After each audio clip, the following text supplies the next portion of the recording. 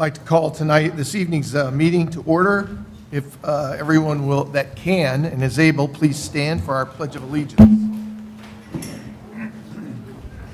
I pledge allegiance to the flag of the United States of America and to the republic for which it stands, one nation, under God, indivisible, with liberty and justice for all. Is Pastor Jamie here from First United Methodist Church tonight? All right. Well, we'll eliminate that from our meeting. You may be seated.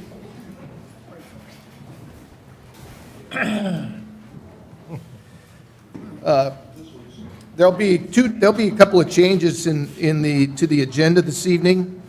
Item 4, approval of minutes, is going to be moved just above old business, and item 6, the financial report, will be moved just below that and just above old business. We're going to go with employee recognition first. Yeah, I'm just moving. Well, I really appreciate the show of enthusiasm for me on my last meeting as chairman of the board of the POA.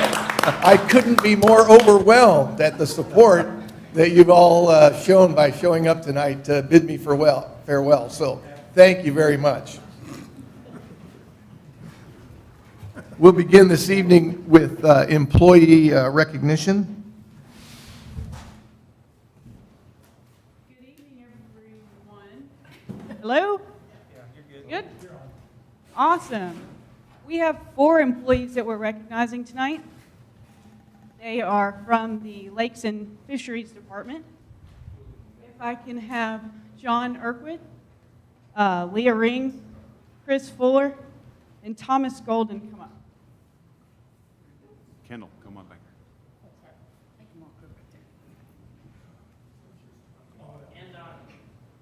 Oh, I'm sorry, and Donald Morris. Their supervisor, Rick Eccles, had this to say about their last adventure.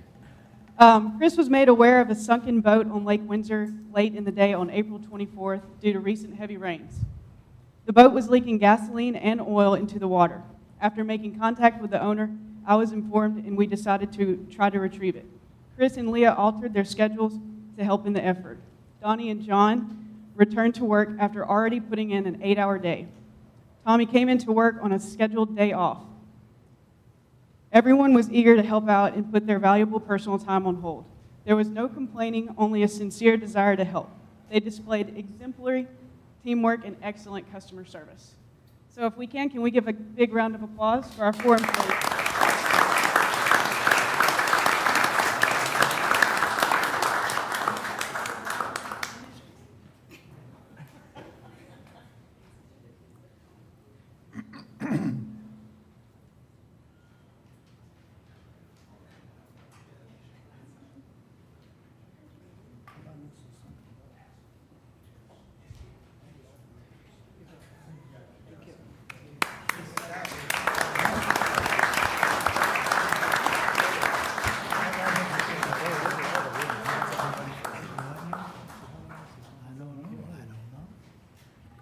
Kendall, before you sit down, I want to take this opportunity to thank you for the work that you've done on behalf of the Board of Directors this year.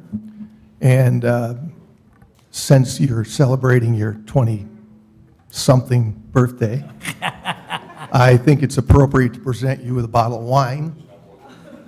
Oh.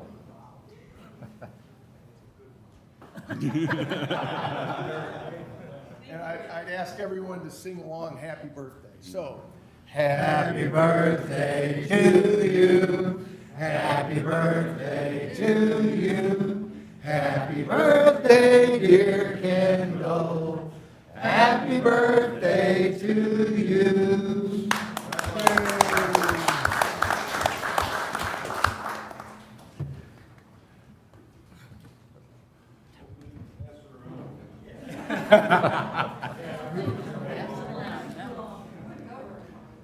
So, At this time, we will, I'll ask Keith Imes to give a presentation regarding Birksdale Golf Course damage.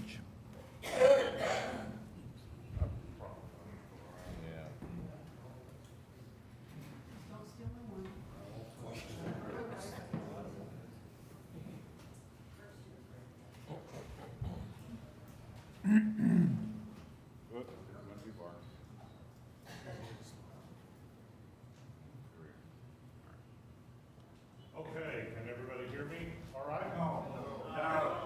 Now can you hear me?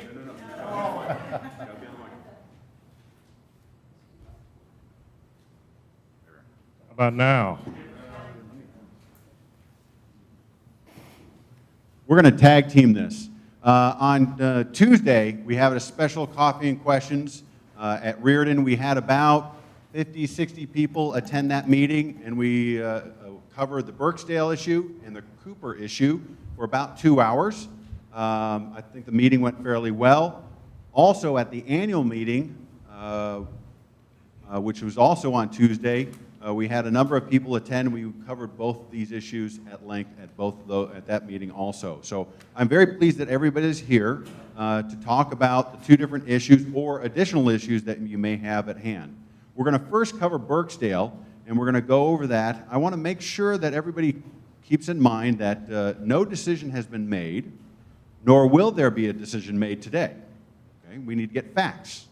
We want to make sure that we make an intelligent decision. We want to make sure that we bring in the experts to assist us in making an intelligent decision. Now, along those lines, and this is something that I said at the Tuesday meetings, is I want to make sure that you do one favor for me. I want you to set aside your emotions, okay? And that's a hard thing to do.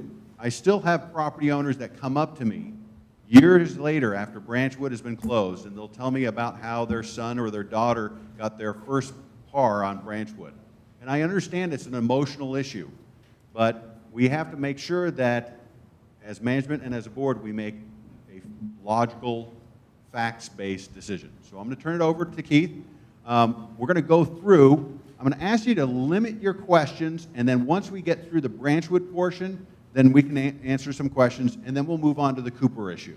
But let's let Keith go through, explain himself all the way through, and then we'll address your questions. Does that sound fair? Okay. Birksdale. Okay, you can see them listed under here. The course sustained an estimated $540,000 in damage. I've listed the areas that the damage was seen, and my estimates based on input that I have received in the past from both Craft and Tull, an engineering firm, and I talked with our MAC division who does a lot of the work. Some of them are a little less than others because MAC felt like they could do the work in some of the areas. They may not be able to do it in the other areas. The first two are creek bank repairs. It's the new number 12. It's the par 3 right before you start going under Highway 71. The erosion had gotten very close to that cart path or moved toward it in the 15 flood. This flood took it right up to the edge. So this is a safety concern for me and my employees and for you as you ride golf carts across there. I do want to tell you that in June of 2016, I brought Craft and Tull out to look at that spot, one of them, the one closest to the bridge, because I felt it was going to be a problem going forward, knowing we would have floods. They gave me an estimate to do the work, total contract work now, not anything in-house, of $199,000 to do one of those, of which $78,000 of it is permitting and engineering cost. So if you pulled out the work done by the contractor on this bid and assumed that we could do it, we could take that number down to the 150, or 125, 150. So those are the first two. You go under Highway 71. On number 13, the creek bank on the right of the cart path has moved very close. The cost to repair that is less because it's not as steep, not as severe, so it would be easier to repair. You go to the next one that's really a big one, is up to the right of 18 Green. There was a power pole back there that fell.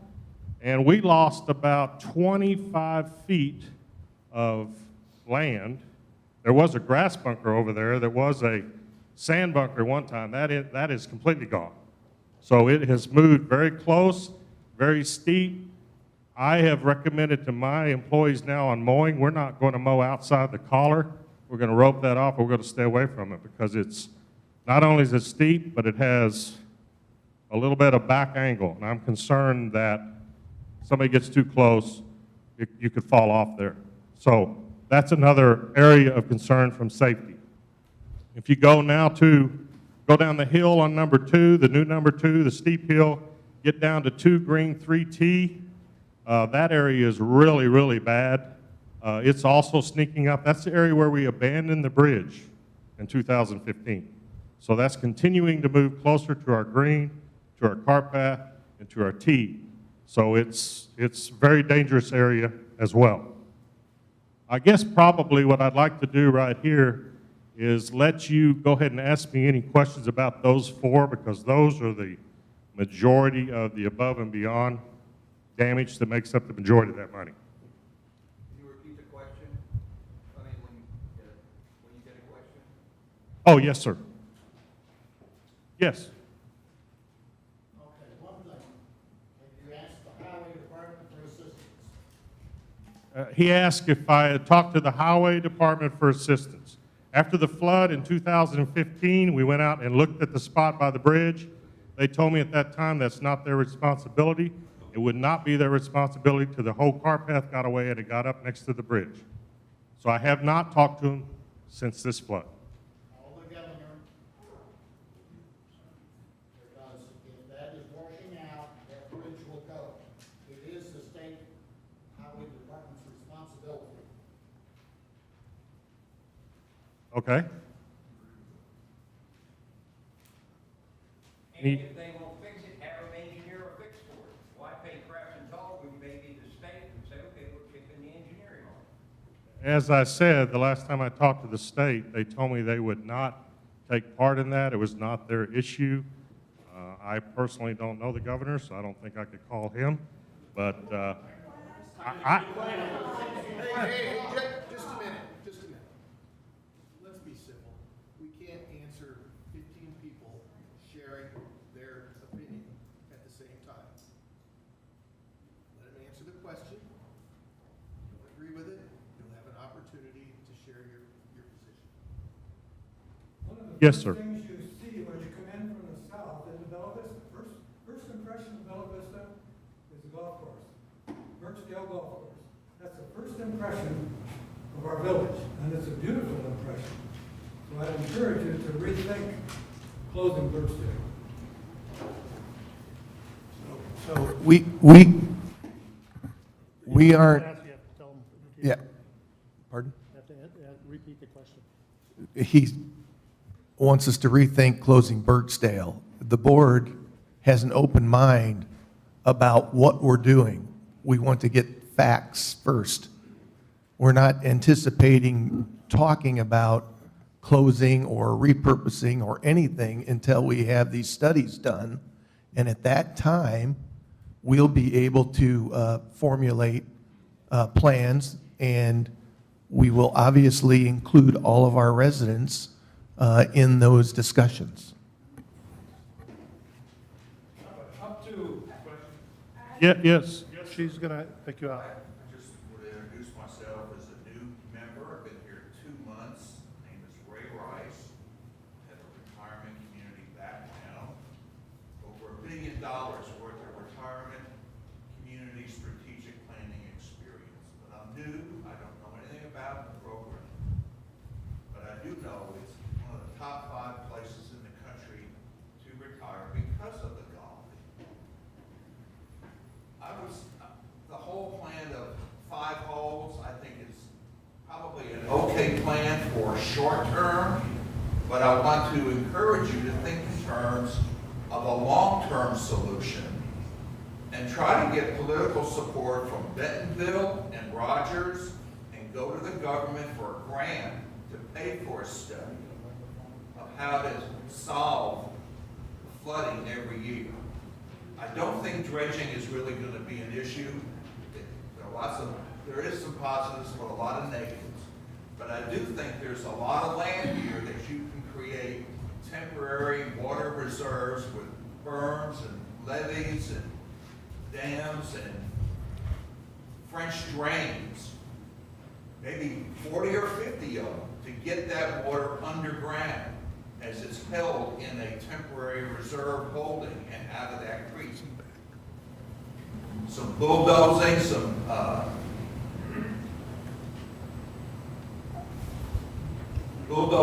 holes and backhoeing to get entrance, the water into those reserves, have it burned up to hold, and French drains to drain it down. I think it's a very possible thing. There may be laws because it's a flood zone, but laws change every day. They're doing it every day in Washington. If you think in terms of a long-term solution and not give up on Birchdale, I'm concerned as a new landholder that that's a domino effect for the other two, and that developers are just itchy to get a hold of that land and put big box stores and malls and strip shopping centers, and it'll ruin the whole character of Bella Vista and ruin home values for everybody, even non-golfers. At the present time, it would be very difficult for any development, commercial development, to take place. The developer. Concerned about a domino effect. Yeah, well, I'm just letting you know that the developer, Cooper, has an easement around all of our property, and he would have to agree to allow any change that we would want to make happen for access. And he has told us repeatedly that commercial interests in that area are not going to be considered, period. I'm still talking about the flooding and getting the water underground. Understand. I think this third bullet point here kind of speaks to your point about doing a study to determine ways to minimize, and that is one of the reasons that we're holding back right now on what we're going to repair. Can't speak for the board, but that's a big part of it. The hydrology study all the way through, not just Birchdale, but the two below. Get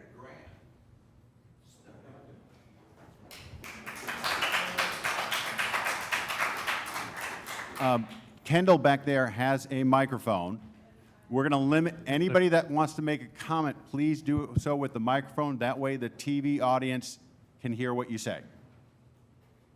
Can you hear me? Just a question about those first 4 creek bank repairs that were mentioned.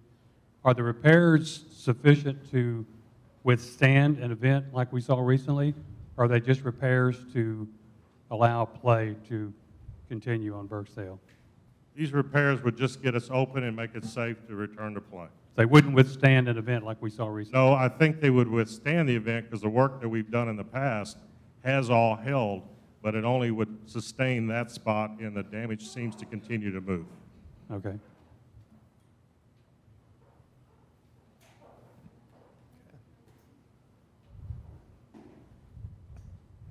I'm relatively new here. I moved over here in 2012, but one of the prime reasons I moved here was for the golf courses.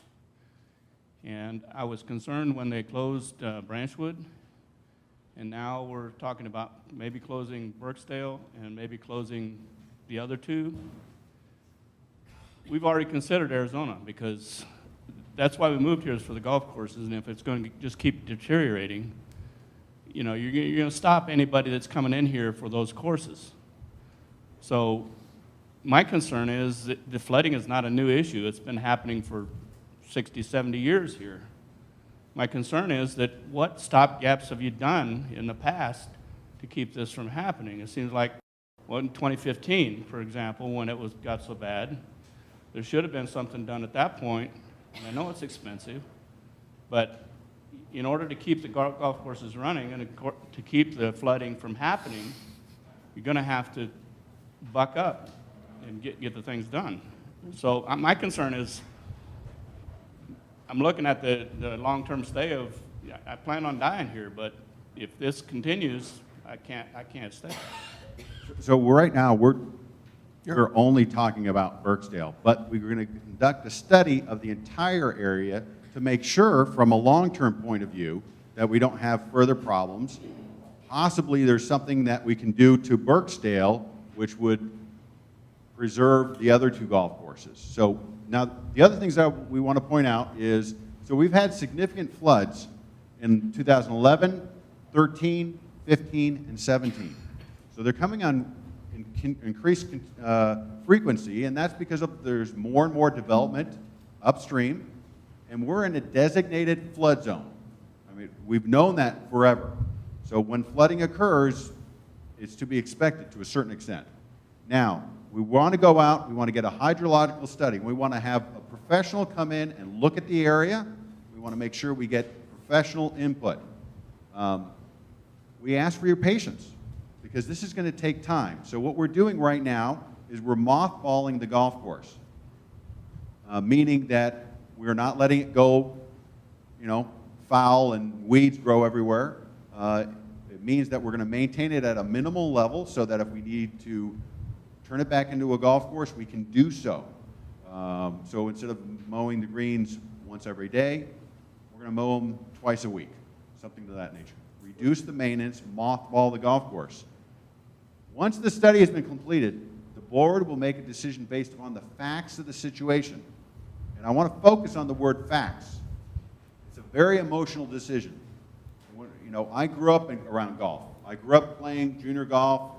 I grew up with a father and mother that played golf all the time.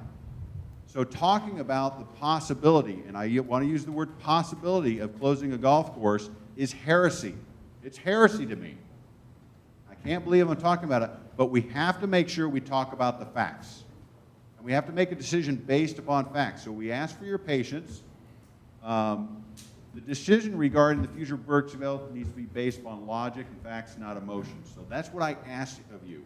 I know it's to certain groups, it's their most popular golf course. We understand that, and we recognize that, but we want to make sure we make a good decision for the entire community. Was there a study done in 2015 also?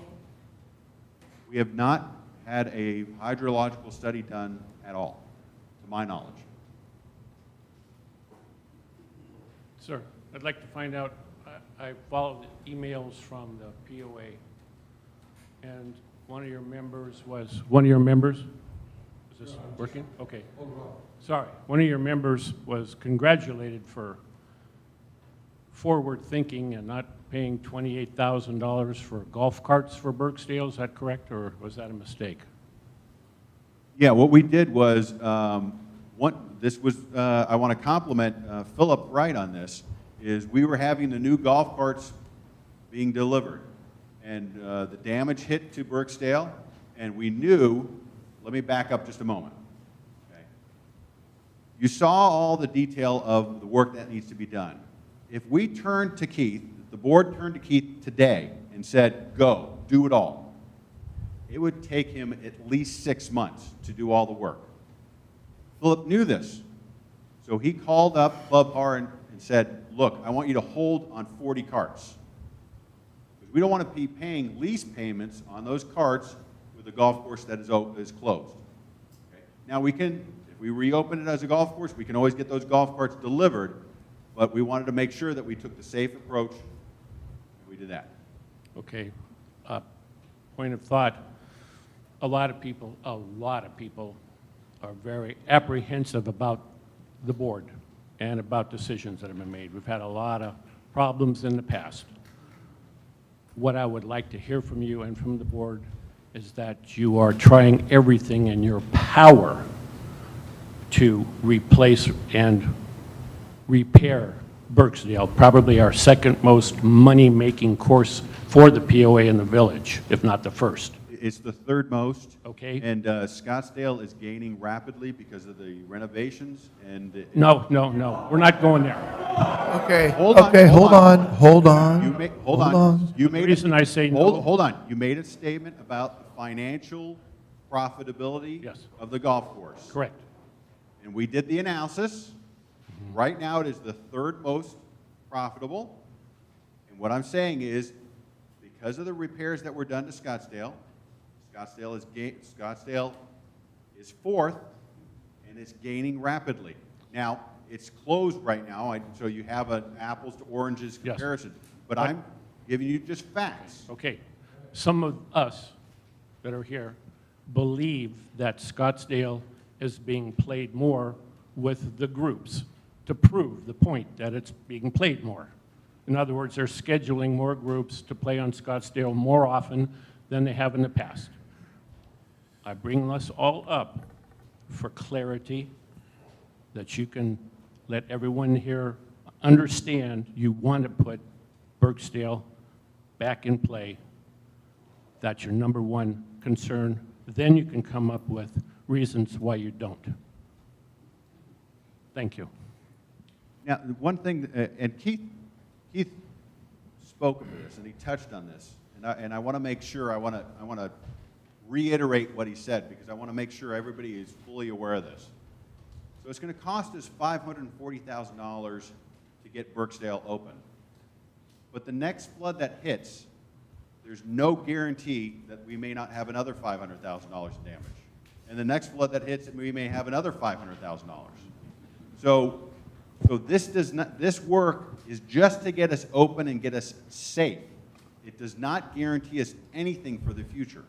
So all that has to be taken into consideration in the decision. And as I said, the board is not going to make a decision today. They want to make a decision based upon facts. I thought he said that the work that they did in the past withstood some of the flood. Did you not say that? He did, but what he said, hold on. What he said was the work that he did in the past has sustained it. But what has happened is the damage then goes downstream. It hits the very next area. So the reality is there is a huge amount of development upstream, and that is impacting us. And so we call these 100-year floods, but we're the only ones that are calling these 100-year floods. The Corps of Engineers, they're not calling them 100-year floods. They're calling them floods because they're coming. Well, look at the regularity. I mean, every other year we're getting hit by a major flood, and there's no expectation that that won't stop. So we just want to make sure, for the community, we want to make sure that they understand that the decision will be made with facts. We're not going to hide it. It'll be fully transparent. We want to get your input. We've had now, this is the third time in this week alone that we've talked about this in an open setting. So the decision is going to be made, but we do ask for your patience. As a new resident, when was the bypass started? And I wonder to what extent that is affecting. 20 years ago. Well, I think that's a question that needs to be answered by a hydrologist. We need an expert. I mean, because there's other culpability and liability. we need experts. We need experts in the field that understand this. Now, we're also aware that the city of Bentonville is doing a master plan and having a hydrological study done of Lake Bella Vista. And so we are contacting that same company so that if we could get possibly a fully integrated, we use the same company that they use and get a fully integrated study done, and that way we don't have two different hydrologists with two different opinions.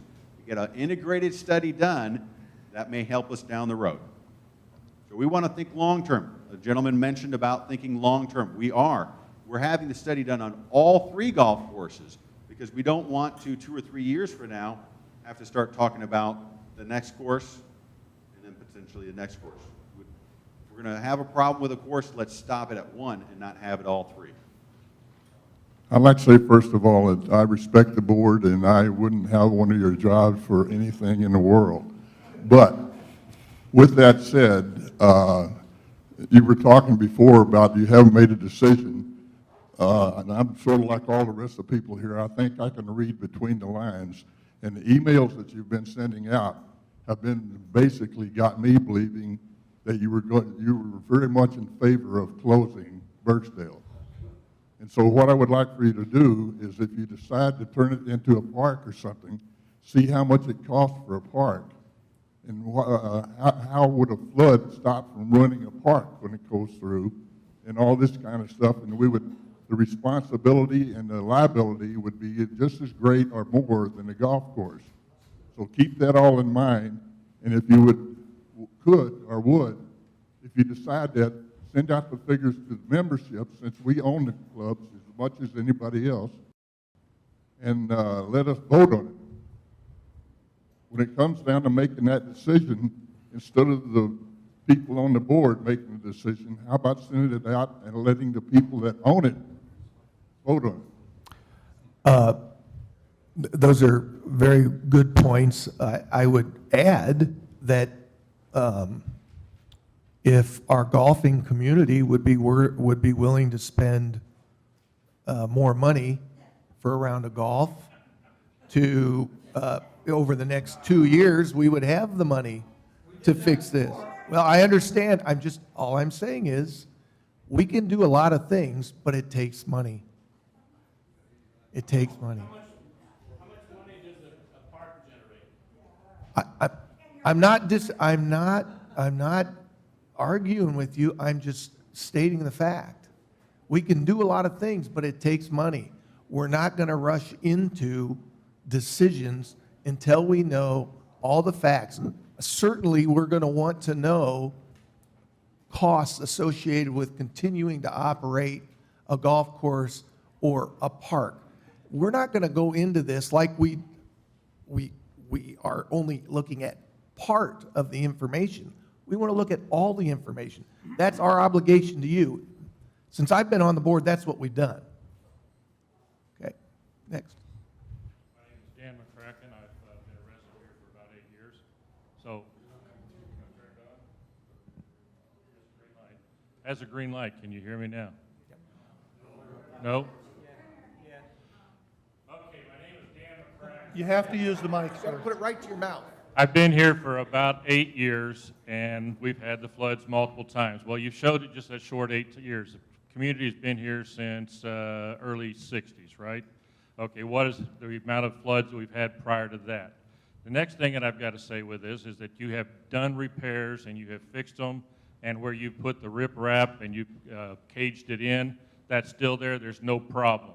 You got $540,000 of damage that you need to repair. We'll repair that. And at the same time, then you continue to repair on down to where you think the next one's going to be. You don't set static. You set dynamic and you fix it a little bit at a time and you go straight on down. If you'd have done this before, where you saw that it was going to start coming down through there, we wouldn't have to do this. As far as the 6 months, I think the 6 months is false because, first of all, when they had to repair it last time, it didn't take 6 months. You didn't shut it down. People are also used to one hole being closed while you work on it. You can close it down and work one hole at a time. You can do it, but you have to decide that you're going to do it and that you have to spend it, and we are here to play golf. We're not here to just sit on our backsides. So my solution, you fix what you can fix now, and you continue it on down as the road while you're doing the evaluation. And the other thing is that you can't do an 8-year study. It's what you've done, say it's every other year, every other year, every other year. Ask California how much water they've had in the last 10 years. They only had it in this 2 years. It doesn't go. The earth is very dynamic. It's not static. Thank you. Thank you.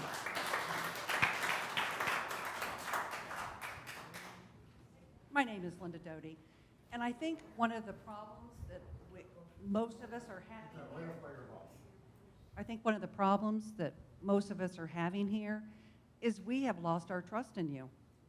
We don't trust you to reopen Burksdale. I think you've already made your decision, and you're just trying to support that decision along the way. We want Burksdale. We don't want to lose Burksdale. Don't do it. You're going to have a mass exodus of this community if you do it.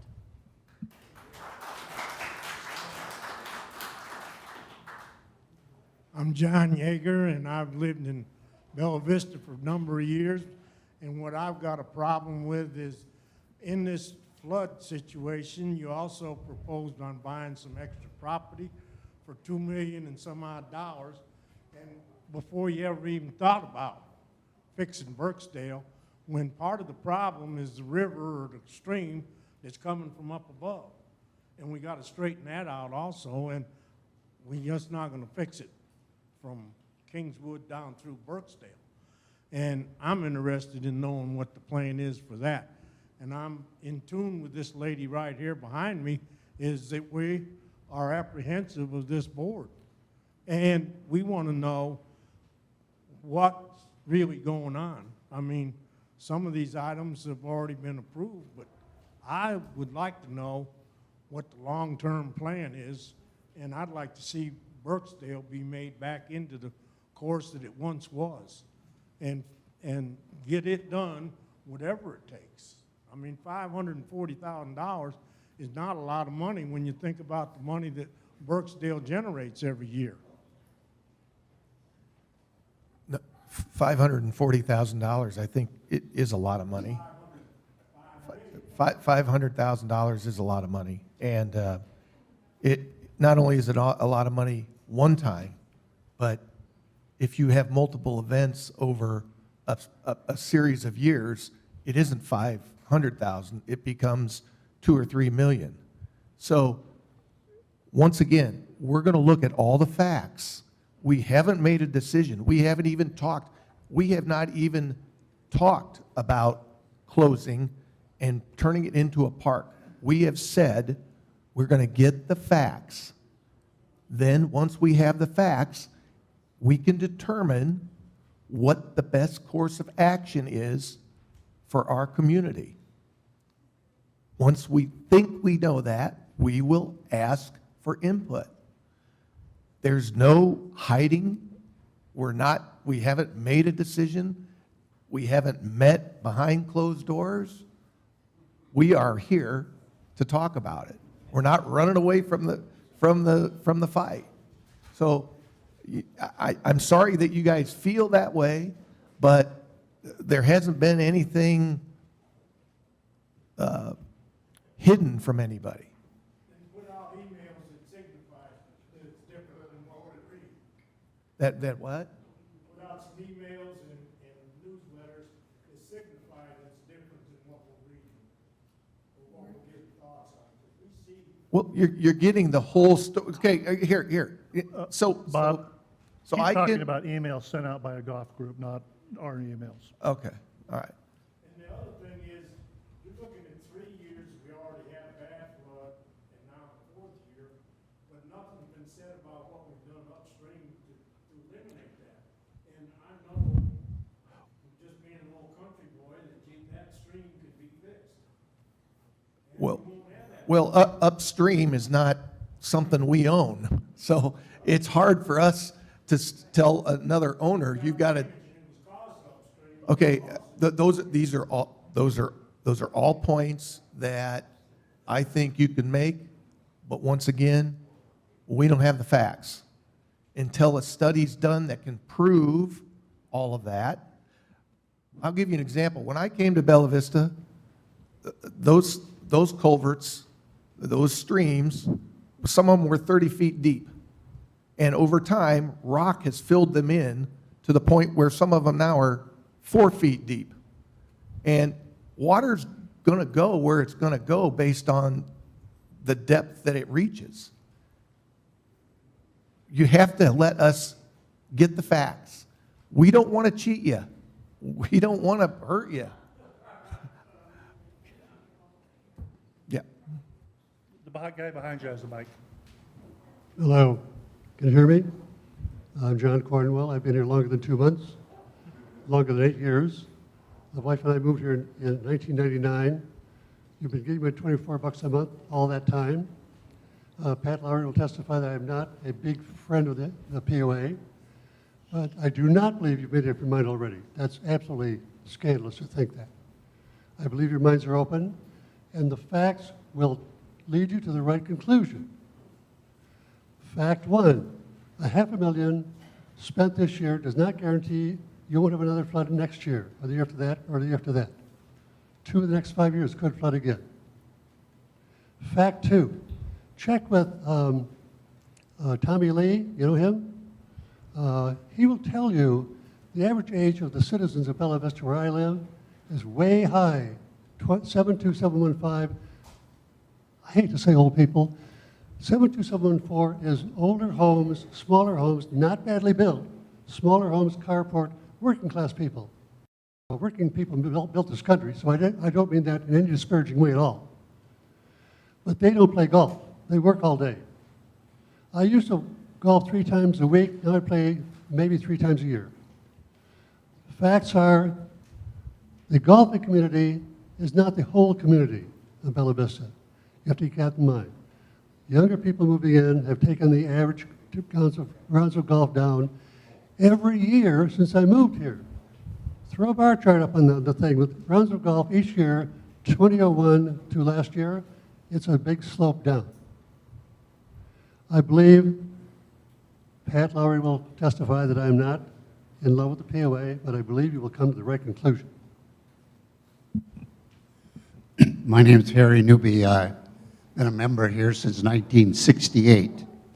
And when I came here in 1968, the 11th green at the country club was 3 feet above the bank level of the stream. The 12th green was 3 feet above the level of the stream, and the 14th green was 3 feet above the level of the green. And you had no floods.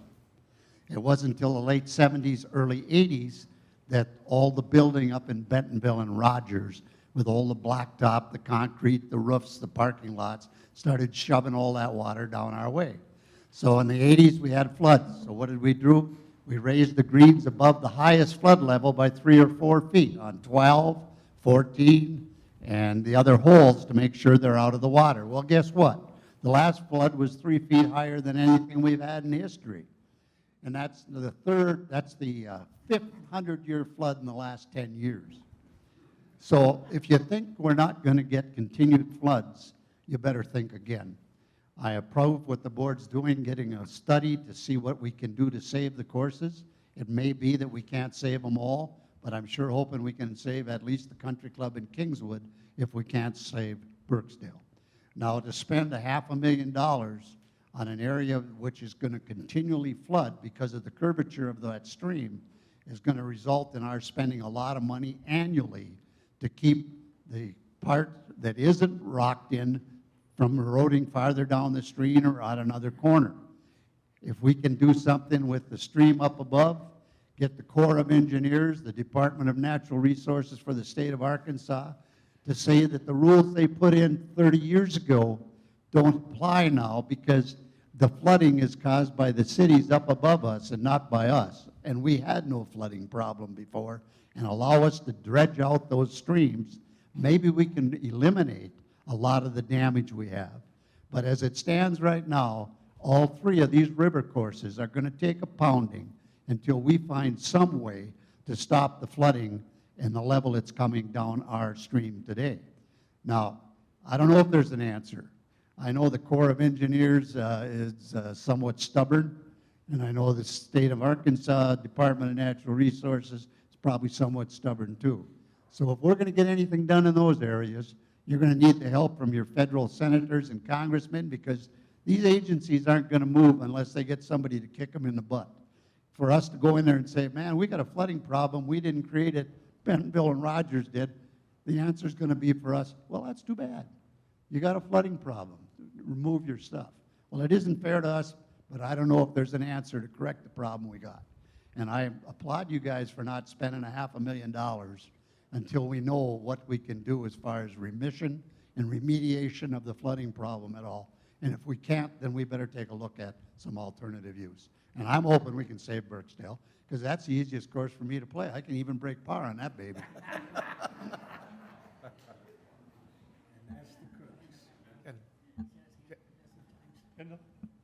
I've been down here now for 23 years, and my question is, how much would it take to make parts of Burksdale playable?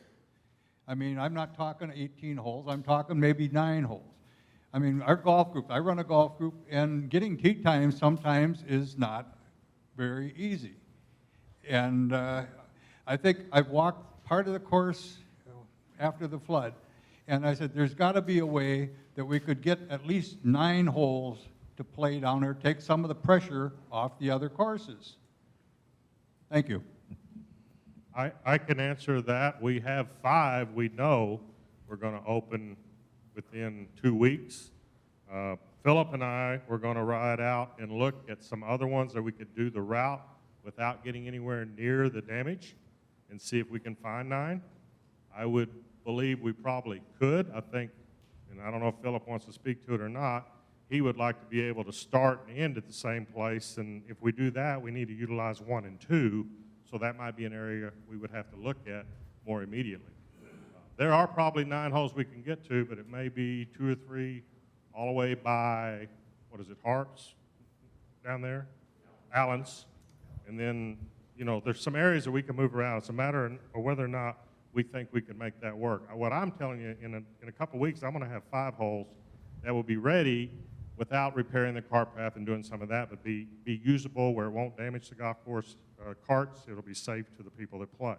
So, yes, we could look at that a little further.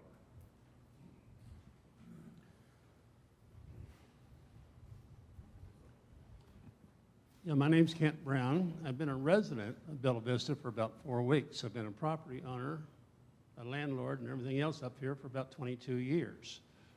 And I can tell you, your problem doesn't seem to be how much it's going to cost to fix Burksdale.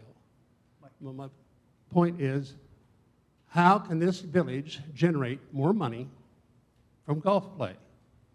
And I think if you ever eliminate Burksdale, you're missing one of the finest places in Arkansas to have a 36-hole tournament play. We know that a tournament play can bring in a lot of money. We also know we have 36 holes, so we can send many people out on every weekend if necessary. Most of us in this room, I believe, are retired, so therefore we're looking at what's going to happen from Monday through Friday, but on weekends, you've got a 36-hole complex. They cannot be matched anywhere that I know of in this state with 2 courses side by side to have tournament play. So I look at it on the basis not so much of what Keith is doing and what's in front of him, but what is this board doing and what is the POA marketing staff doing to market this 36-hole complex to encourage tournament play by various organizations. You've got so many vendors up here that are members of various organizations throughout the United States that you could have tournament play coming in here all the time, and I don't think you're marketing it correctly, and if you did, you'd have bukus of money to fix Burksdale and anything else that would come up. Thank you. I just want to throw one other bit of information that hasn't been thought about on Burksdale. You know that after 15, we abandoned a bridge there that was damaged, a flat bridge, which is, I guess now would be, used to be, the old numbers, it's back on 11 and 12. We have 3 more bridges like that on that golf course that are in jeopardy at some point of having that kind of damage.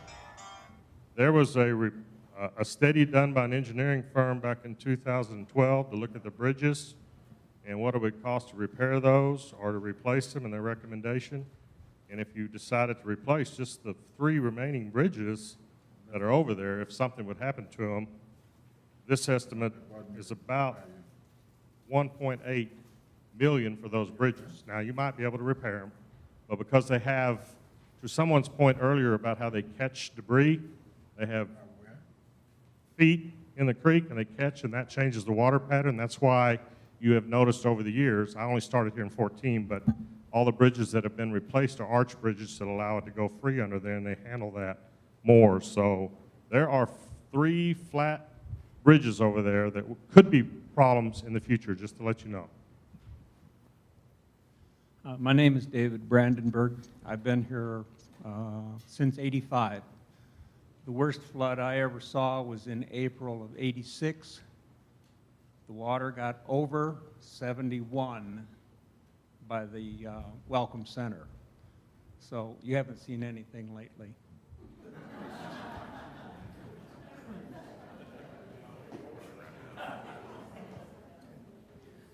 Hi, my name is Linda Dishon, and we've been here about 13 years. I just wanted to kind of talk about the facts. there's a little bit, I think what we're reacting to is there's been a little bit of repetition about we're going to talk about the facts and then we'll make a decision. And it sounded a bit defensive. And I think all of us are talking about the beauty of Bella Vista. We like the idea that you're doing a study. It sounds like the next logical step. But I would just say, listen to us a little bit, because we have the community in our hearts as well. Yes, we might have some suggestions and ideas, and there's been a wealth of focus groups in the past years that have come up with some other ideas. So maybe that's a jumping off point, is the cost and how much and whatever the situation is. But then maybe temper a little bit of that so that we feel included.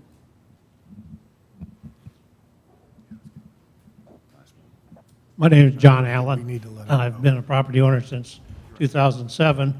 On your original agenda, the talking about Burksdale, moving on Burksdale, said board vote. Also, the proposal to buy those 14 parcels from Cooper says board vote. Now, you said you haven't made up your mind at all on Kingswood, but yet on your agenda, you're going to vote on it tonight. That was my fault, and I own that mistake.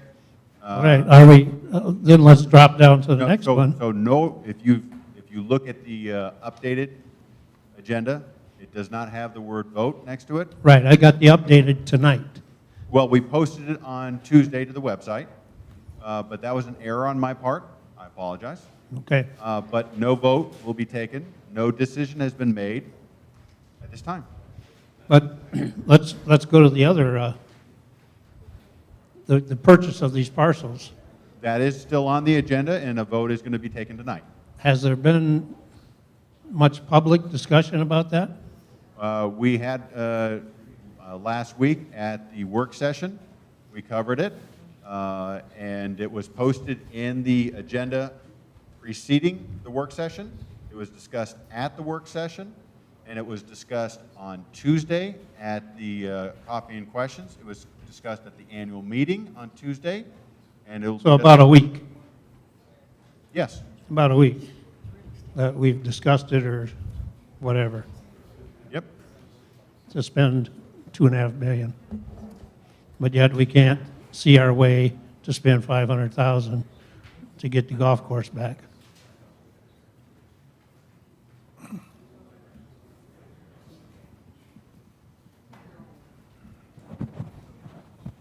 Yes, my name is Bob Tyson. I've been here 28 years, and I've seen a lot of floods, and they're all the same. You're not going to do anything with the river or the creek. The Corps of Engineers won't let you do anything with it. But you're just pouring money down a rat hole if all you do is go out and clear the brush off and clear the rocks off the course. Why don't we spend a little bit of money trying to prevent the damage to these courses, and instead of just working about temporarily fixing it up? You know, in 28 years, I've heard a lot of comments about the POA doesn't have any money. But they have money for other things. So why don't we spend some money to prevent the damage, and maybe it could alleviate some of the problem? Well, I think that's why we're getting the study done, so we can have some information that will help us decide what kind of long-term repairs would have to be made and what those costs would be. You know, none of us can, I don't think anybody in this room has the credentials to give us that information. And so I think we're taking the prudent action of getting that information. All right? My name is Karen Rasmussen, and I moved here 2 years ago from Iowa. We had a beautiful 18-hole course up there. Of course, we don't have the floods you have down here. We got snow, but then we don't golf.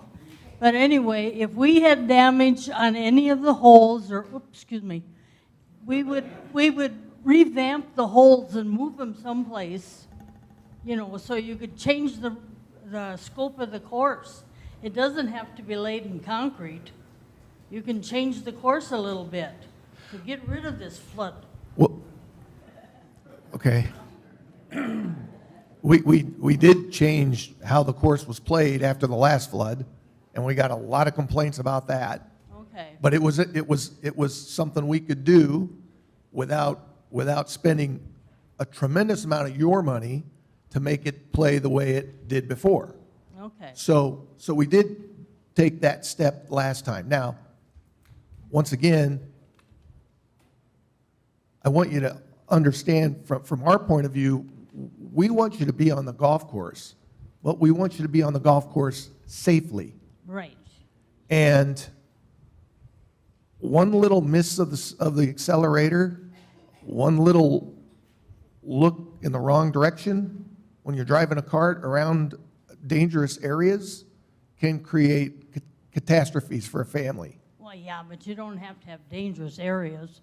Well, I mean, I have people that come down from Iowa because they love Bella Vista, because we're a golfing community. yeah, have you walked the golf course, Burksdale?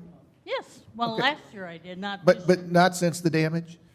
I really think it's important for you to get a real idea of what we're up against and what we're trying to accomplish. But as Tom says, we need to have your patience. We're asking for your patience.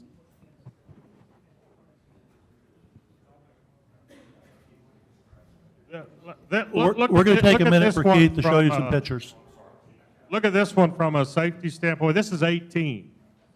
Before the flood, this was about where the grass line was. The green, as you can see, is just not far from there. Right? Can you point it, Bob? Yeah.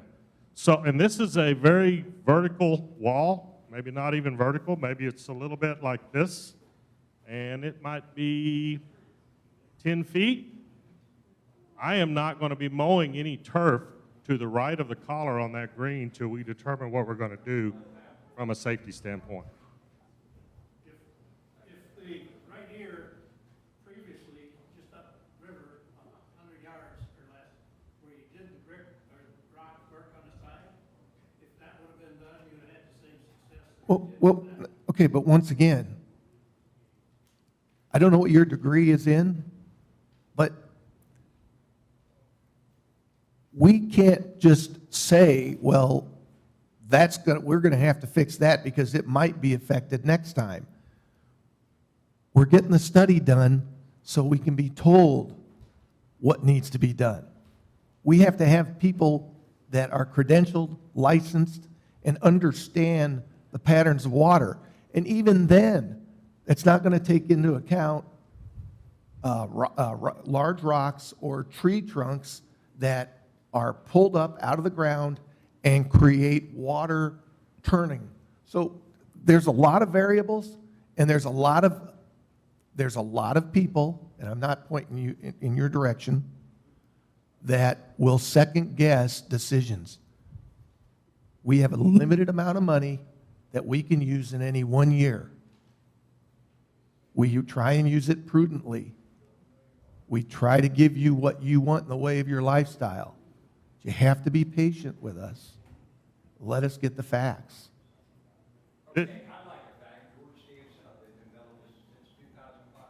Give or take $100,000, how much do we have in reserve? Not in water. $11 million, of which, yeah.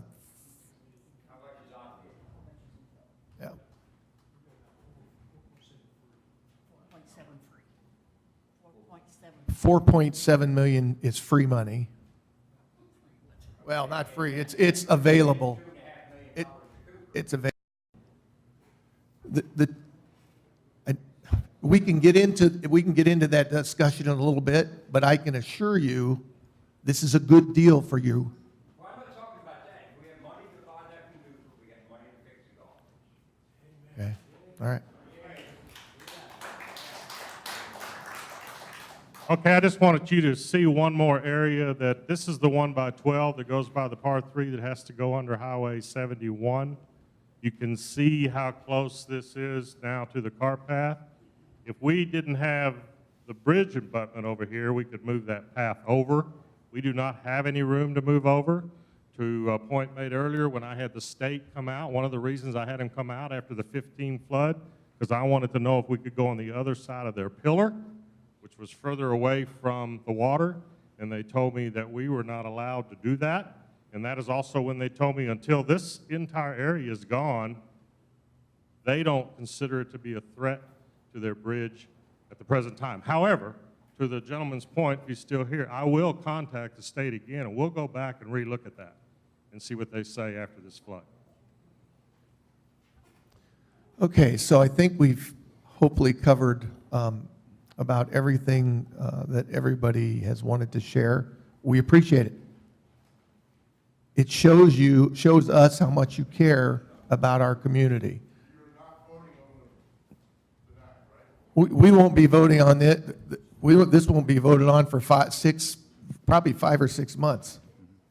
And it certainly won't be voted on until we have forums that you can come to and pardon me? It's a forum. It's a They're open. forum. A forum means you're invited to share your opinions. So we aren't going to take.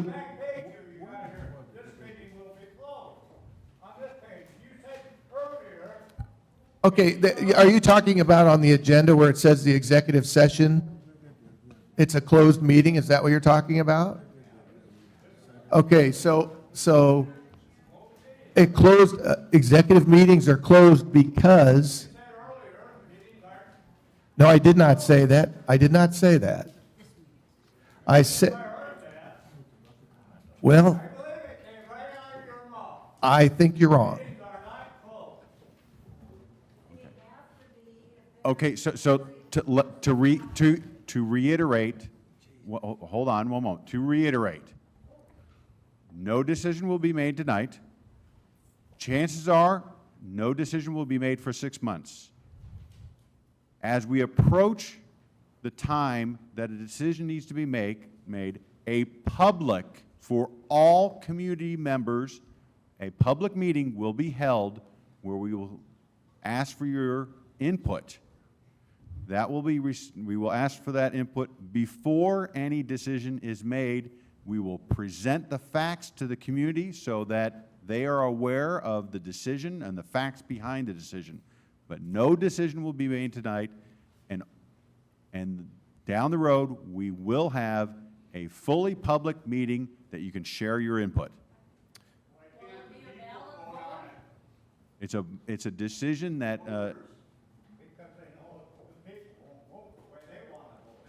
well, no, it's not about that. Okay, just a minute. You guys can have your little discussion out in the hallway if you want, but you're not going to have it here while we're trying to conduct business. It's not the object. Sir, you're out of order. You're out of order. You're out of order. Well, I'm sorry, but you are.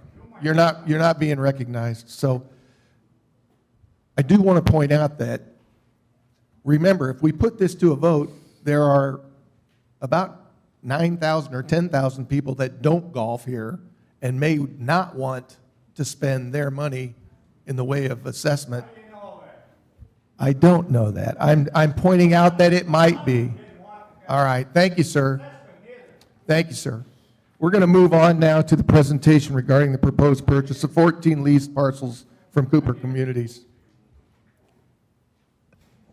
Excuse me, I just want to know if when it comes to a vote, will it be a ballot vote? A ballot vote. Ballot to vote, yes or no, to close Burksdale? No, that's a board vote. So the people don't have nothing to say? Yes, we're going to invite, once we give you the facts, we're going to invite your opinions, and we're not going to make a decision till everyone has an opportunity to share what they want to share. Now, I'm not saying everybody's going to like, for every one person that wants it one way, there's somebody that wants it another way. So, you know, we can't make everybody happy. Patrick. You know, Speaker. excuse me. My name is Pat Laurie. I come to board meetings all the time as a member of the board. And when I look out into the audience, I look at 2 or 3 people. 2 or 3 people at all of our meetings, or any of our meetings. When we have work sessions, we might have 1 or 2. When we have our general meeting, which is tonight, this is the first time, or the second time, the other time was when we were talking about trails, that we have had this sort of response. We had coffee and questions the other day where Tom said there were 40 and 50 people. All of our meetings, except for executive sessions, which are meetings in which the staff is not even invited, are the board meeting that we have the first Thursday of each month is a meeting between the chief operating officer and the board. It is a closed meeting. There are times when we have to discuss issues that we don't want published in the newspaper. Lynn is right here. She comes to every meeting. All of the joint advisory committee meetings are open to the public. I would like you to examine your conscience a little bit and ask yourselves, how many of you have been to any of those meetings you're here tonight? But how many of you have been to those meetings on a regular basis? I know there are a couple of people that I see that are around, but if you want this community to move in the direction that you want it to move to, start getting involved. Come to the meetings. None of them, except that one meeting a month, are closed. All of the other meetings, you are welcome. And when we walk in here and we see people in the audience, we welcome them with open arms. We recognize them. You need to get involved more than when an issue like Burksdale comes up. You need to get involved more than when an issue about buying Cooper properties. If you truly understood the issues, you'd be in a better position to help us to render a good decision. Because I can tell you, we listen. You get people talking to each other and you ascribe truth to them, they don't know what the hell they're talking about. We as a board are open to everything that you say. We have made no decisions. I don't care what you've read. It doesn't make any difference. Until the board says we are going to vote, that's when we make a decision. One of the things that we did at one of the meetings, we began to speculate about what are we going to do about Burksdale. But it was pure speculation because we recognized we didn't know what the hell we were talking about. We recognize that we need experts to come in and say, well, when you have this bend in the creek and it washes out, that creates a bend over here that's going to wash out the next time. And you can't respond to all of those things. You can't safeguard everything without information. And I would love to see you at our board meetings. Thank you. Okay, we'll move on now to a presentation regarding the proposed purchase of 14 leased parcels from Cooper Communities.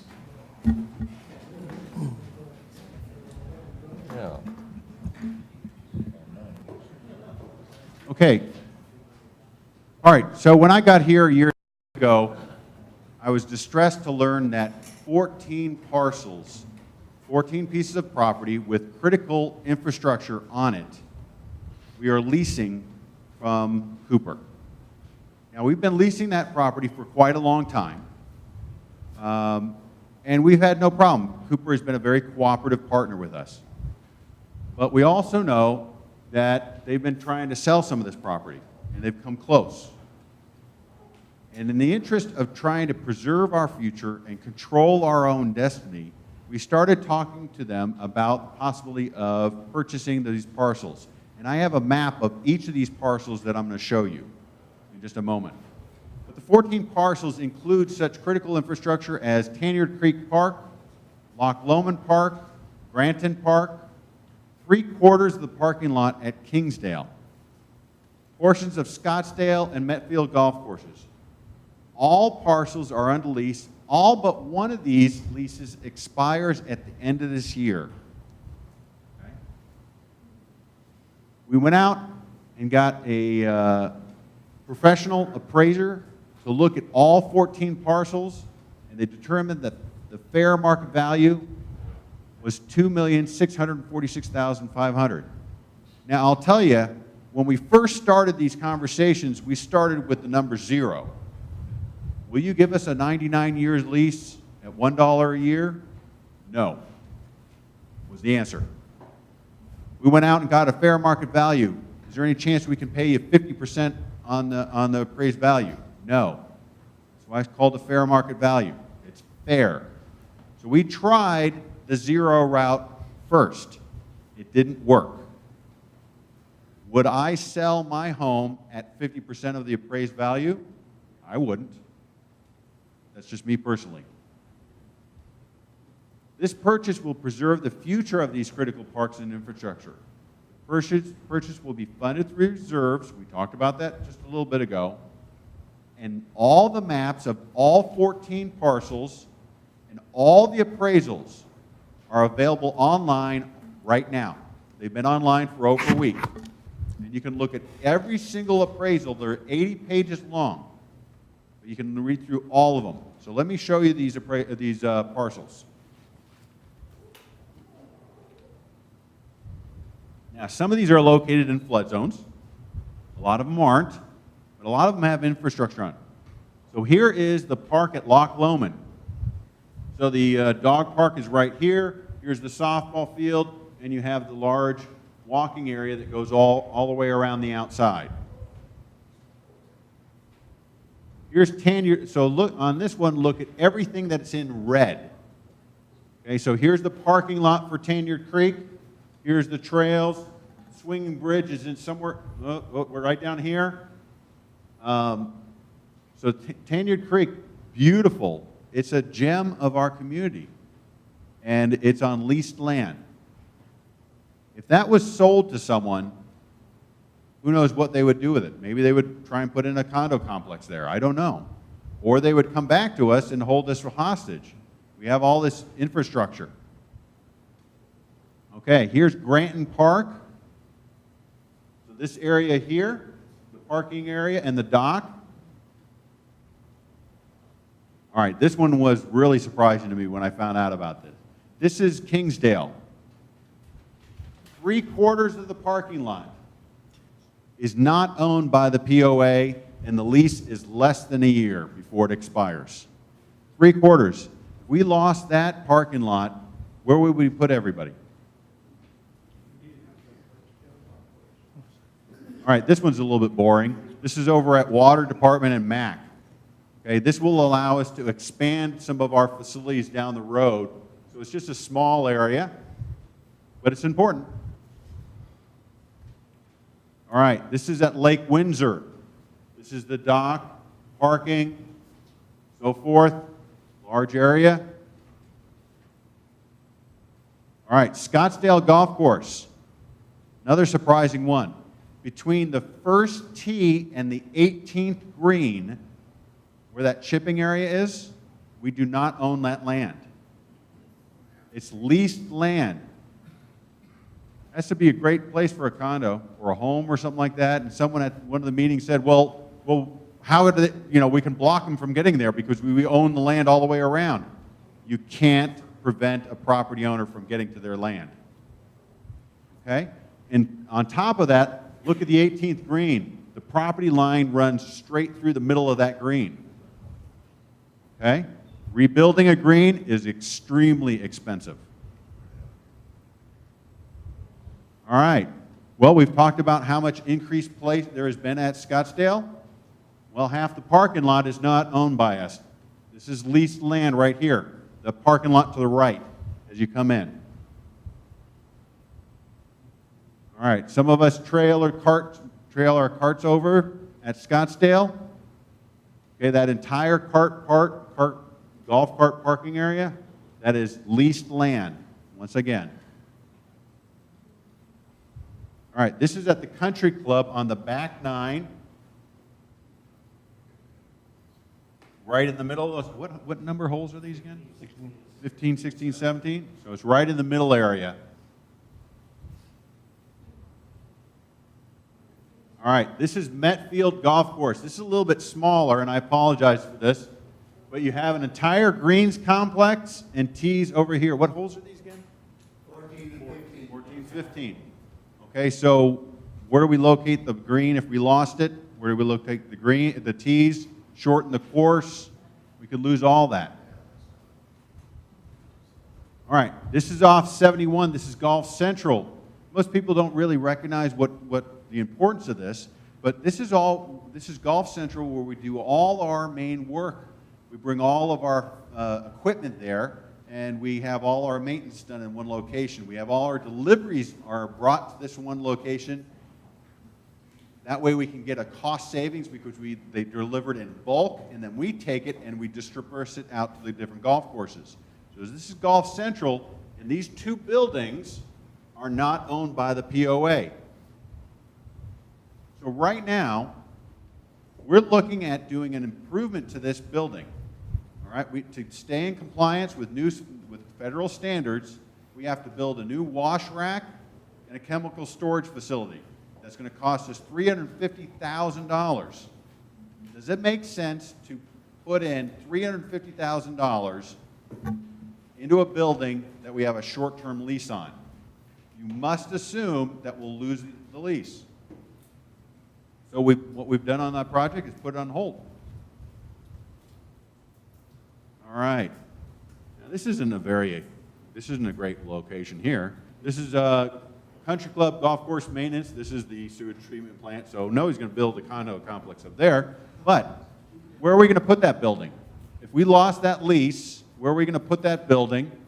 And we'd have to rebuild it and put it somewhere else. This isn't the best location. We'd have to rebuild. All right. Country Club Pump Station. Okay, this was recently rebuilt about 3 years ago. It is not on our land. Actually, on this one, it's not on a lease. We don't have anything. We have no rights to this piece of property, but that's an important pump station to that golf course. And we have no rights to that land. Oops. Okay, now, people have asked me this question. So we covered this in real great detail on Tuesday. All right, people have said, well, is this everything? Not exactly. There's 4 additional pieces of property that we're willing to walk away from. Okay, we got the appraisals. It wasn't worth it. One of them, how often have you used the old golf cart parking station parking lot up at Highlands? Probably never. And if you look at that parking lot, it's in bad shape, and it probably needs $30,000 or $40,000 worth of work to get it up to speed. So that's an example of a few parcels that Cooper owns, and we said, no, we're going to walk away from that. It's not worth it. So other than those 4 and the 14 we're looking to purchase, that's everything. There is nothing else out there. We went through and we scoured through every single parcel that Cooper owns to make sure that was not a water line, building, anything. We looked at every single thing because we wanted to do it in one shot. Buy it, get it done, move on with it. We didn't want to have to go and do this again down the road. Okay? Questions? What is the cost if They're willing to lease, and we've been leasing them at $1 a year. Okay? So it's been very affordable. But we know this, is they came very close to selling that property. And why would someone buy it and then lease it back to, why would, we know that they're not going to sell it for anything other than the appraised value. We know that. Why would someone put the money into that building, or into those parcels, and lease it back to us for $1 a year? They could, we would be at a third party comes in, they buy that land, we're at their mercy. I mean, some of this infrastructure, if you look at all those buildings and all that infrastructure, if we had to rebuild it, it's going to cost more than $2.6 million. Okay? And we're going to have to do it very quickly. And they could come in and say, hey, your rent is now $500,000 a year, or what have you. Okay? They're not going to buy that land out of the graciousness of their heart. They're going to buy that land as an investment. Or they're going to kick us off the land and they're going to do something with it. They're going to build something. That's why they're going to do it. So this helps preserve our future. You know, $2.6 million is a lot of money. It is a lot of money. I'm not denying that. It's not, but this is the board is taking now they haven't taken a vote yet. This is all on proposal. That they're taking the vote tonight, I assume, I think. It's on the agenda. But this is forward thinking. This is to make sure, because we could take a proactive approach and secure our future and control our own destiny, or we could take a reactive approach. Well, I hope everything works out. And then someone comes along, buys the land, kicks us off our own property, or charges us an astronomical amount on rent. We got a choice. Yes, sir. You buy all of them in one bunch or not? Yeah, it's all or nothing. You can't offer them 2 million flat for $1.5 million? We already tried that. As I said earlier, we tried the zero route first. Hey, will you give us a 99 years lease for $1 a year? We tried that. We tried, hey, we'll offer you 50% of fair market value. Didn't go for that. We tried everything to try and save us as much money as possible. But what's his business? His business is development and selling land and so forth. That's his business. You know, why would they sell for less? Yes, ma'am. Well, I think we should vote to purchase all of these because we need to get out from under Cooper as much as we can. But I was curious if there's a summary of the appraisals rather than reading a 60-page report. Absolutely. If you go on, okay, so if you go on.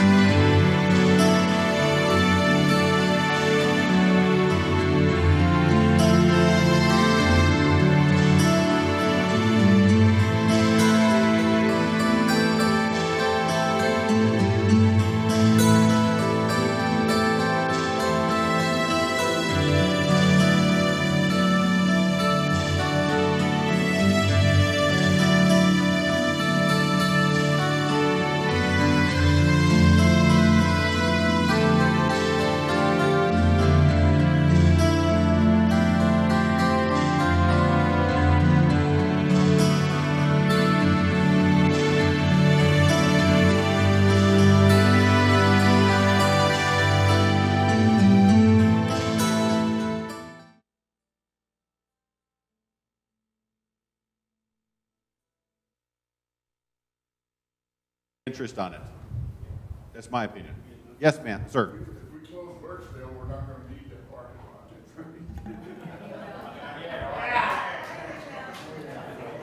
lot. We started working on this before the flood. Is that 2.6 million in addition to the 4-point-something of reserve projects or the 11 million or whatever the earlier discussion was? No. We would be taking it, so we have, how much? We have 4.7 that is not uncommitted. Thank you, that's the term. The 2.6 would come out of that. That is correct. And we replenish about $1 million a year. Okay, so effectively, and if you wanted to look at that, I mean, if you were to assume that we wouldn't renovate this building and we wouldn't do any of the other projects, we replenish about $1 million a year, okay? So it would take us, in a way, if you wanted to look at that, about 3 years to pay it off internally with the cash. Yes, sir. How much is our land worth that we bought some years ago? How much is our land worth that we bought for a future golf course? Arkmo? Yeah. Okay, so that's 366 acres. We had an appraisal done in 2014, and it appraised for $1.5 million. Are you interested in buying it? Because I'd love to sell it. Well, hold on. So there's a little bit of misinformation in the community about that. Okay, well, can I finish my statement? So recognize that they were purchasing, that offer was for the best part of that. And part of that land is flood zone. They weren't interested in the flood zone, of course. So if the board had sold that for $700,000 and the most current appraisal is 1.5, we felt that there was no way that we would get the difference, the 800,000, off of the remaining land. So, and I'd like to make a statement on that too. That vote was 4-4. 4 members of the board, including myself, voted to sell that property. But we had 4 against, and a tie in this case goes to the loser. To the no sale. To the no sale. So that's what happened. But the vote was 4-4. Butch? I don't know how many of you people know how we bought that property. I was involved, I was on the golf committee at that time with Ruth Hatcher, and the board came to us and said, can you convince the golfers to increase the cost per average round by $1.50 because the board can't afford to pay for it, and if we don't use it for a golf expansion, that money will all come back to the golf committee to be used as additional expenses to improve our current courses. That sum, if I remember right, is about $785,000 of that $1.5 million that comes back to golf. We did it for 3 years, and I helped sell that to the golf groups. So that's not free money, folks. no, and we're kind of covering a little bit old information, but the commitment that the board had made at that time was that if the sale had gone through, they were going to take all $700,000 and put it into the golf courses, because they knew that they needed to make it right. And Ruth was the champion of that, who was the first person that said, hey, yeah, I did, because I didn't know about that, about the how they raised that money. Any other questions? Okay. We'll move on to our regular meeting.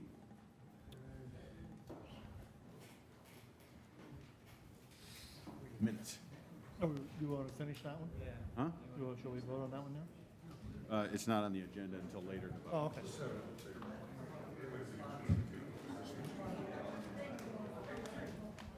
I don't think there were any.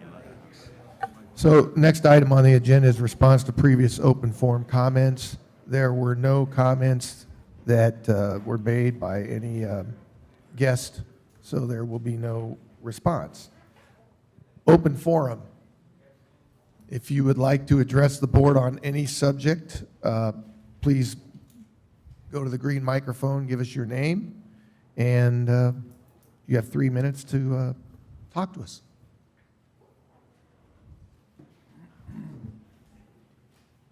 Curious to know. Your name? Your name? Dennis Cornwell. I'm curious to know how much was spent on bike trails and the hiking trails. There was no money spent by your POA on. There was no money spent by the POA on bike trails that are being conducted in the back 40 or in the front 40. That's we're- all money that's being donated by Walton Family Foundation. Okay, okay. For clarification, we are, the city and the POA are each obligated to contribute $20,000 per year in maintenance. Yes. I just want to make sure. So the recent Bike Skills Park on Metfield, which is being used quite a bit on the weekends by the kids, that was $170,000, and it did not cost the POA anything. What else? Okay. Joint Advisory Committee reports, Lakes.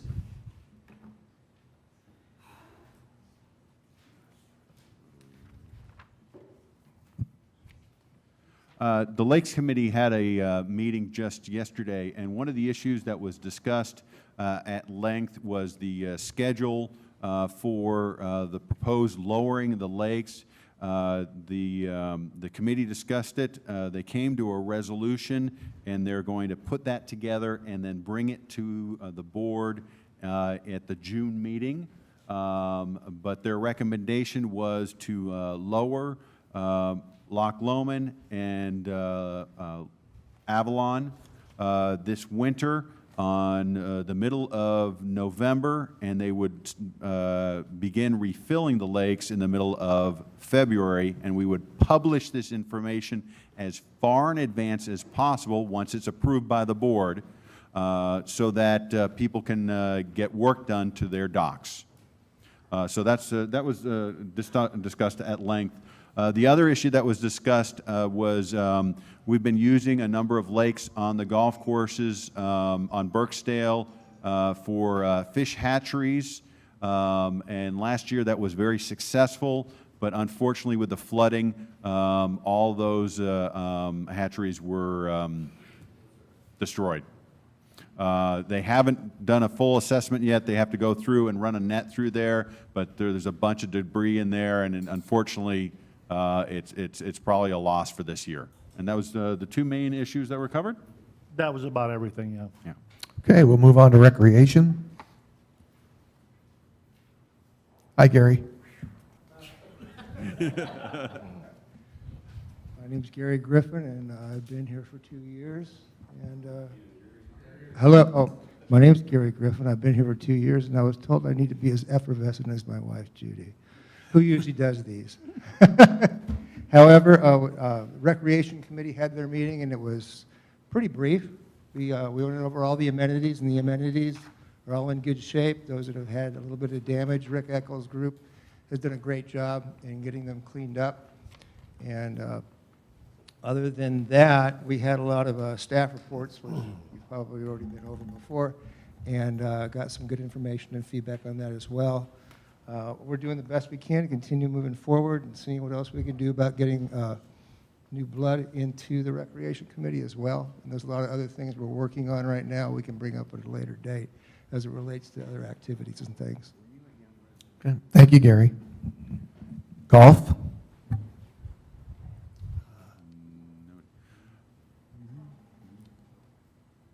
So at the golf committee meeting, the majority of the subject matter was talking about the damage to the golf courses and to Birksdale, which I think we've covered at length today. But that was the main subject matter. We also talked about the revenue, and we're definitely going to, for the month of May, we'll take a hit on revenue. Not only we're not getting the revenue, we had to close multiple courses. Some for shorter periods and other ones for much longer periods, but we also have the added expense to clean them up and so forth. Young residents? Well, unfortunately, I was not at the Young Residents Committee meeting this last month. It was my middle daughter's graduation, so I was not there. Okay. We'll look forward to next month's report. Old business? Unfortunately, we skipped the approval of the minutes. Right. You're right. That was. And we need to do Dwayne's financial report. Okay, so we'll, the chair will entertain a vote or a motion to vote on the approval of the April 13th work session meeting minutes. So move. Moved and seconded. Any discussion? Those in favor? Opposed? Motion carries.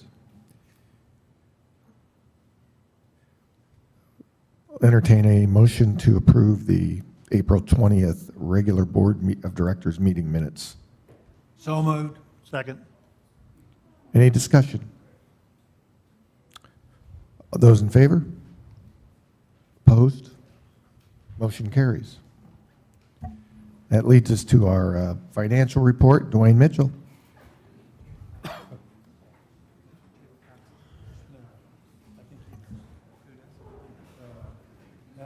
These are the income statements, April year-to-date 2017. We'll start with the POA. We'll start with the revenue section. We're going to look at some of the variances. The four major variances on this section, the POA revenue on against budget. Past due collections are better than budget by $238,000. Majority of that, again, is legal, $199,000 on their collections, accounting is $39. Investment income is better by $193,000, and that was through April. Market was $176,000 positive, realized was $17,000.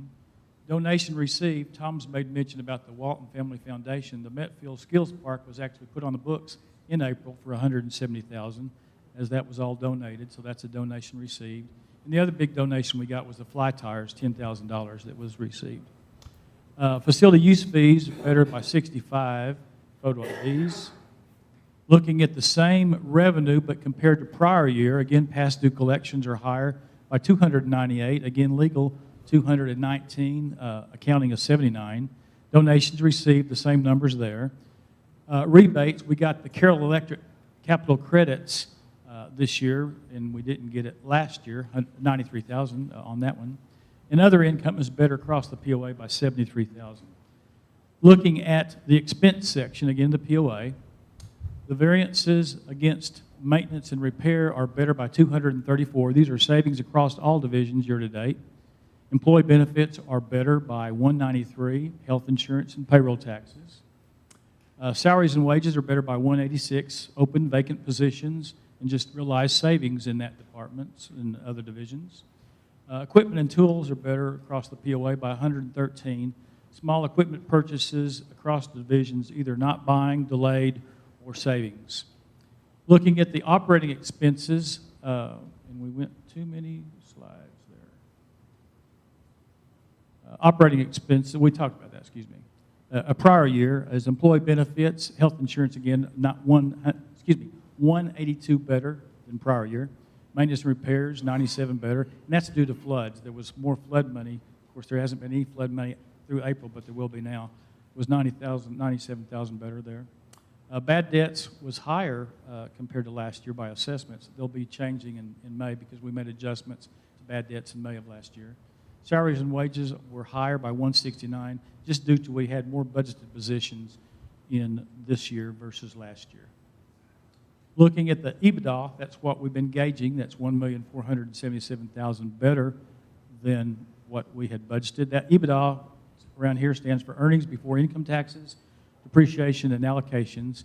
And the way that's broken up is by these divisions. That's where you get your total. You can see the different ones that make it up. And again, golf course maintenance, 203, recreation, 314. That's where that 170 is sitting in recreation.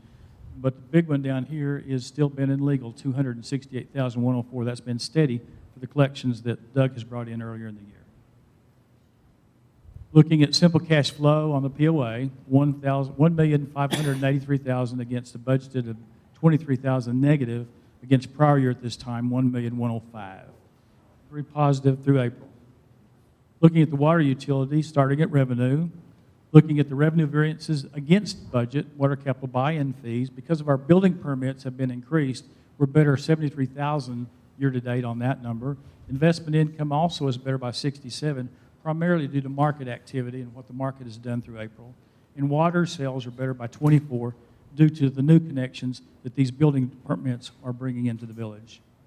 Looking at the water revenue against prior year, water capital buy-in fee, again, building permits is better by 53 compared to last year. Looking at the expense section, against budget, salary and wages. Vacant positions gives us a 40,000 positive against budget in that area. Employee benefits, again, health insurance and payroll taxes, better by 32 compared to the same period last year. Looking at the expense against prior year, employee benefits are better by 25, again, health insurance. Maintenance repairs by 25 due to system repairs, and maintenance and service agreements are higher by 28 due to service contracts. Looking at the EBITDA on water, it's 257,000 better than what we had budgeted. And the water simple cash flow is 101,000 against a negative 51 budget against a last year 197,000. And that concludes my report. Pending any questions?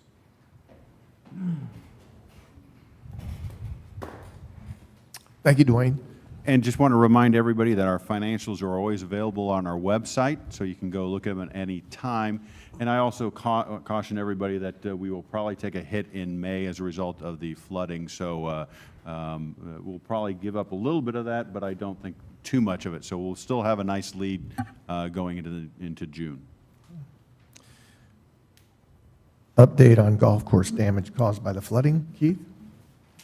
So Keith's going to come up and he's going to talk about damage as a result of the flood not related to Burksdale, so the damage to the other 4 golf courses.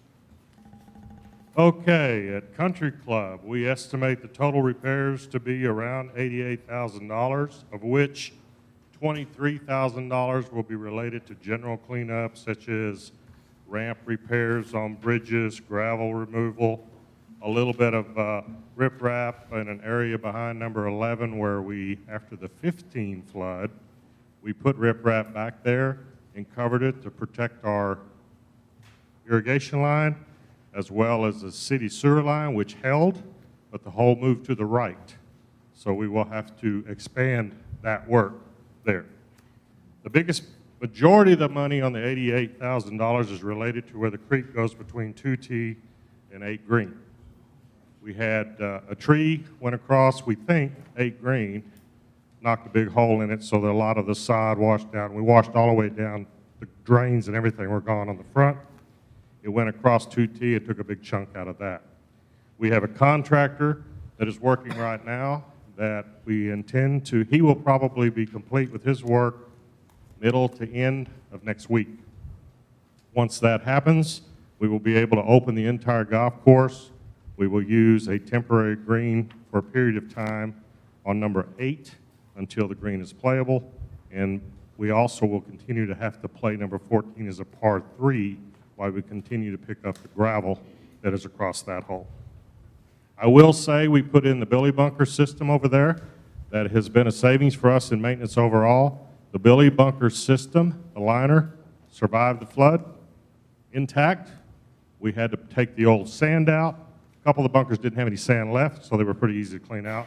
So some of the money was related to sand replacement on the 4 holes that go underwater, which is 2, 3, 4, and 8. Kingswood, we estimate to be about $40,000. All of it's in general cleanup. We have some cart path issues there that have to be repaired. We had to rent a generator because that power pole that went down on 18 Burksdale was our supply for power in our shop. So we had to have a generator for a couple of weeks till they got the pole put back up. We had bunkers that had the sand washed out that we had to put sand in. We had riprap and a few of those general things. We also lost the bridge railing on the big bridge on 8. The bridge railings on Burksdale we had taken down because we had made them that way to take down. We weren't able to get those down at Kingswood before the storm hit, so we did lose those railings. Scottsdale, we estimate our total to be $21,000. $7,000 is repairing bridge ramps. We do have a major erosion problem that developed in the front of number 2. After you cross that arch bridge, there used to be a large hickory tree protecting that right-hand side that went down against the bridge. Did not damage the bridge, but it caused us to lose about 25 feet of land that we will have to go back and replace back to where it was so that we will continue to protect the green going forward now that there's not a tree there. The thing that's interesting about this repair, it's in a creek, but it's not in a waterway of the U.S., such as the big creek that's down in the valley courses. So once the water quits running, we can legally get in there and do our work. We do not have to have any permits whatsoever. Highlands had $46,000 damaged. Same thing on the creek on the right of number 5. Totally washed out to the cart path. We had to put a temporary path, if you've been over there, to move it to the left to get ready for our event next week. MAC will be able to do that work for us. Again, that is a dry creek so that we can get in there and do our work. So it's a total of $195,000, my estimated total. All golf courses are open except 9 holes at Country Club, and we hope to have those open, as I said, in 10 days, 14 days. Anyone have any questions? Thank you. Moving along, thank you, Keith. A proposal to purchase 14 parcels currently leased from Cooper Communities. This will be a board vote this evening. Board will entertain a motion. I'd like to make a motion that the Board of Directors purchase 14 parcels from Cooper Communities for $2,646,500. I hear a second. I'll second it. Discussion? I would like to add that our general counsel, namely Doug, and our chairman, Bob Brooks, and our COO, Tom Judson, had numerous meetings with Cooper Communities about this topic over the past several months, and I think it was precipitated by Tom Judson, our COO, who said, wait a minute here. We've been leasing these parcels for 20 years, probably 20 to 30 years ago. They should have been brought into our purchase as we did improvements years and years ago, but it didn't happen, and Tom is to be complimented, in my opinion, because he's been very proactive in looking at this important issue. Other discussion? Yeah, I'd like to let everybody know that this is a tremendous amount of money, but the risk of losing this property would change the outlook or the picture of Bella Vista for a long time. Several of these pieces of property would eliminate us from doing most of what we do. Some of the golf course facilities would take major work. The parking lot would, I mean, it would be difficult to explain to anybody why we couldn't play golf, but they had a bingo parlor there or something. So this is a good decision for the future of Bella Vista, and it will work to keep Bella Vista what it is today. Patrick? And also, I'd like to just say to everyone that this purchase has been discussed and discussed and discussed over the past several weeks.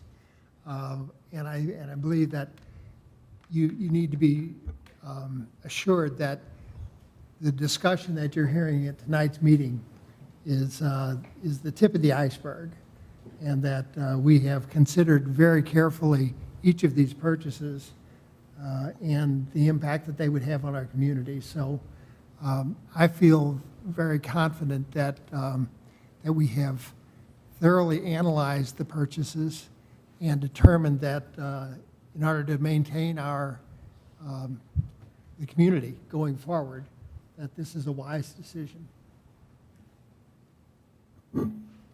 We can stand on record in saying that if we make these purchases, no other purchase will have to be made in the future to secure it. Correct. As a matter of fact, the parcels that we're purchasing, some of which were actually larger at the time we began negotiations with Cooper. He wanted us to buy larger pieces and spend about $3 million. And we spent a considerable amount of time in a negotiation explaining to him that that did not serve our members' interests. Those parcels would not be of any benefit to us whatsoever, so that he could take and keep those and figure out what he wanted to do with them. It's a good point. On 3 of the parcels, and I failed to mention this, on 3 of the parcels, it's not the entire parcel, it's just a portion thereof, where we're going to have to subdivide and work with the city on that. But that would, Bob was correct, that'll save us over $300,000 because we just didn't need it. And we have been paying taxes on these all along, so there will not be additional tax. Correct.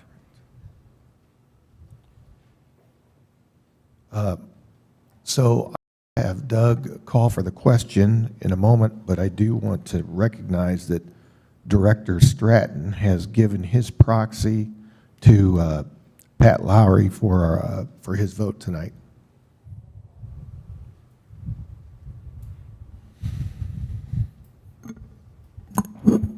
All in favor of approving the purchase of 14 parcels from Cooper Communities at an appraised price of $2,646,500. All in favor? Any opposed? The vote is unanimous. Thank you, Board. Announcements. There'll be some announcements, and then there'll be an editorial afterward. Board orientation and vote for chairperson and vice chairperson will be held Tuesday, May 30th, 10 a.m. in the Country Club Board Meeting Room. This is a closed executive session. The COO Board Meeting will be Thursday, June 1st, 2:30 here in the Country Club Board Meeting Room. This is a closed discussion meeting. Board of Directors work session will be Thursday, June 8th, 8 a.m. at the Country Club Board Meeting Room. The Board of Directors regular meeting will be Thursday, June 13th at 6:30 in the Country Club Board Meeting Room. It's been my honor and pleasure to serve on this Board of Directors for the last 3 years. I've met incredible people. I've developed, I think, lifetime friendships. I will always be available for any of you at any time, and I hope I can count the same from you. I don't think we've been as active in any time in our history with the number of projects that we've had as we have had the last couple of years. I think that we have hired one of the top-notch staffs in POA business. Certainly the experience and the direction that we're heading is going to do nothing but improve life for all of our members. Most of you know that I like limericks. I'm also a fan of poems, and Tennyson is one of my favorites. So I'd like you to bear with me as I read this poem to close out my time on the board for now, because I may be back. Oh. Is that a threat? It might be a threat. I'd also like to just mention that the amount of time that we all take, I need to thank my wife for giving up all the time that we've had, that we've missed, so I make mention of that. This poem by Tennyson is entitled Politics. We move, the wheel must always move, nor always on the plane. And if we move to such a goal as wisdom hopes to gain, then you that drive and know your craft will firmly hold the rein.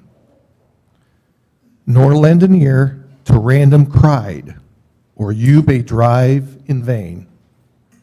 For some cry quick, and some cry slow. But while the hills remain, uphill too slow, we'll need the whip. Downhill, too quick, the chain. I'll let you ponder that. We're adjourned. Bob?